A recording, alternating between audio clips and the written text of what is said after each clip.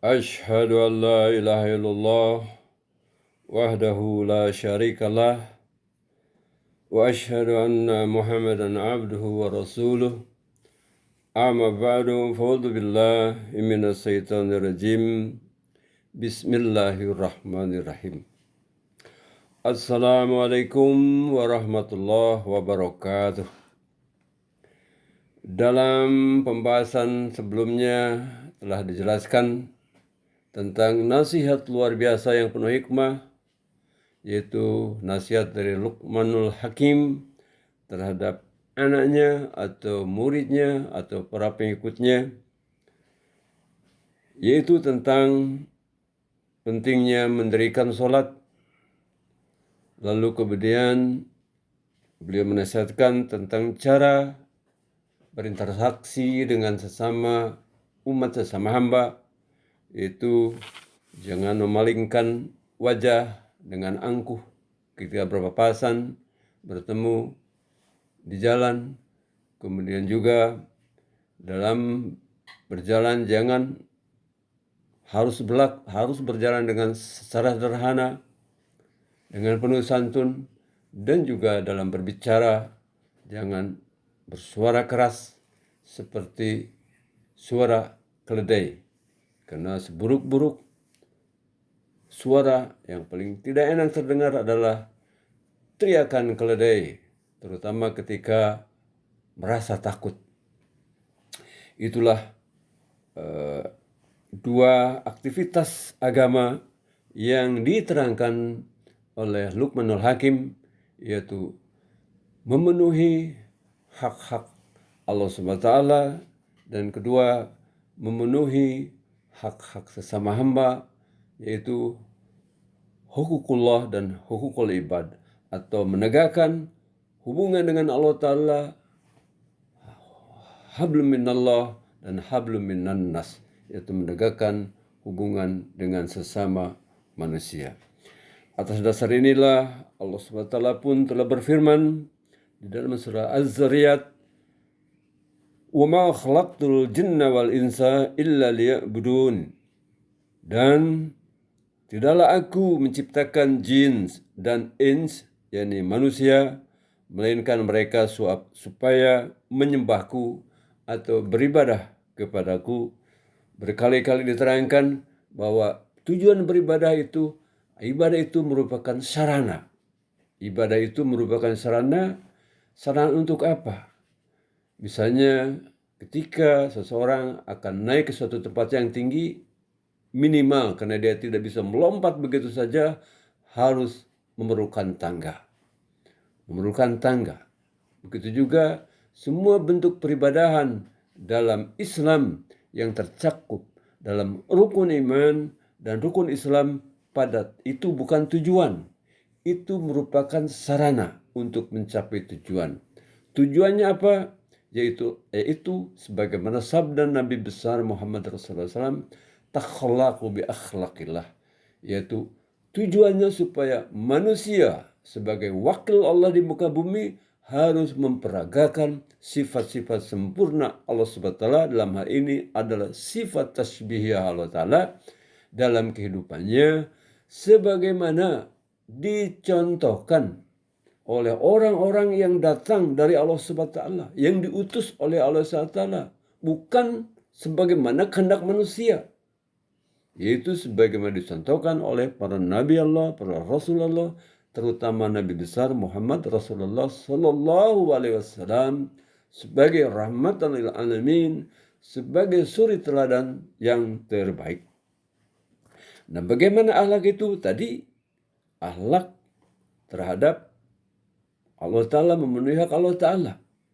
Lalu bagaimana cara melaksanakan hak terhadap Allah Ta'ala itu? Di antaranya adalah dilakukan kecintaan kepada Allah Ta'ala itu dibuktikan dengan kecintaan terhadap sesama hamba.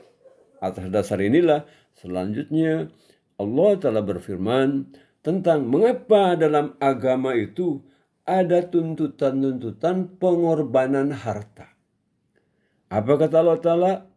"Ma uridu minhum min rizqin wa ma uridu ayyut imun. Bahwa arti mengapa agama itu juga ada tuntutan untuk berkorban, mengorbankan harta, wa mimma razaqnahum, di jalan Allah. Bukan berarti katanya bahwa aku ini Allah menghendaki rezeki dari manusia. Bukan artinya aku ini ingin memakan persembahan mereka. Dan tidak pula supaya mereka memberiku kepadaku makan.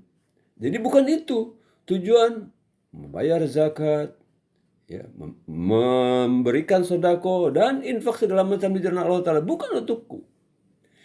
Itu semuanya semata-mata untuk kepentingan pelaku dari orang-orang yang berkorban itu sendiri di jalan Allah. Karena apa?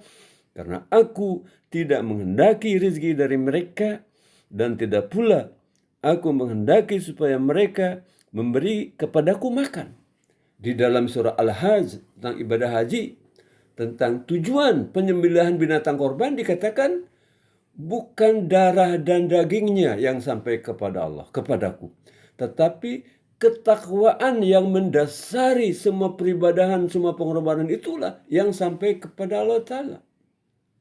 Jadi bukan darahnya, bukan dagingnya, tapi ketakwaan yang mendasari, niat-niat yang mendasari pelaksanaan pengorbanan di jalan Allah itulah yang sampai kepada Allah Ta'ala. Oleh karena itu, dalam masalah beribadah harus benar-benar untuk apa, untuk siapa ibadah itu dilakukan, dengan niat apa. Karena itu, dalam salah satu topik pembahasan telah dijelaskan bahwa sampainya perjalanan seseorang kepada tujuannya dalam melakukan suatu perjalanan ada dua. Satu, mengetahui arah yang benar. Yang kedua adalah melangkah sesuai dengan arah yang benar. Mengetahui arah yang benar artinya memahami apa tujuan kita sampai ke tempat itu. Lalu melangkah dengan arah yang benar tadi, yaitu mengamalkan apa yang kita fahami tadi sesuai dengan petunjuk-petunjuk Allah SWT.